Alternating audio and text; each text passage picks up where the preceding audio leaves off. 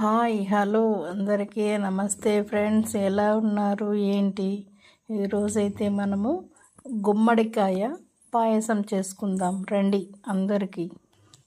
ఈరోజు మనము 1/4 లీటర్ పాలు పెట్టి బాగా మరిగించుకుంటున్నామండి.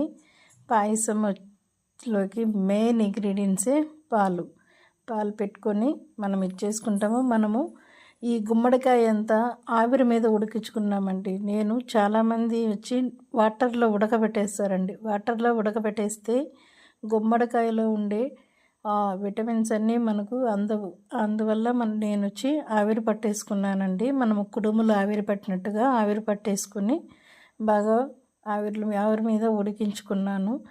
అది ఒక బాండల్లో కొద్దిగా నెయ్యి వేసుకొని గుమ్మడికాయ మనం వేసుకొని స్మాష్ చేసుకున్నానండి. స్మాష్ చేసుకున్న తర్వాత అది బాగా మనం నెయ్యి అంతా బాగా పీల్చుకునేంత వరకు ఫ్రై చేసుకున్నాను. ఫ్రై చేసుకున్నాక నెయ్యి బయట రిలీజ్ చేసేటప్పుడు చక్కెర అయితే వేసుకున్నానండి. ఎందుకంటే గుమ్మడికాయ తీగ ఉంటుంది కాబట్టి నేను ఒక 75 గ్రాముల నుంచి 100 గ్రాముల వరకు చక్కెర అయితే వేసుకున్నాము. మనము తీసుకున్న గుమ్మడికాయ వచ్చి పాయసానికి 1/4 కిలో అండి. 1/4 కిలోకి 100 గ్రాములు సరిపోతుందండి.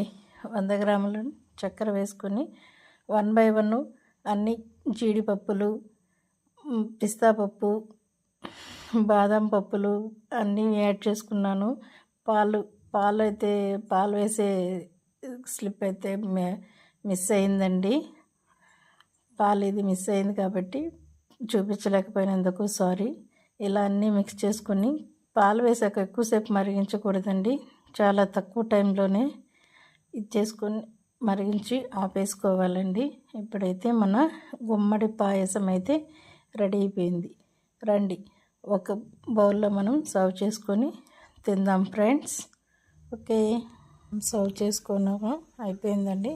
ఇదిగోండి మన వేడివేడిగా గుమ్మడి పాయసం అయితే రెడీ అయిపోయింది. నేనైతే సర్వ్ చేసి మా వారికి అయితే ఇచ్చానండి. మా వారు టేస్ట్ చూసి చెప్తారండి. నోట్లో పెట్టుకుంటూనే అమృతంలాగా ఉందంటున్నారండి.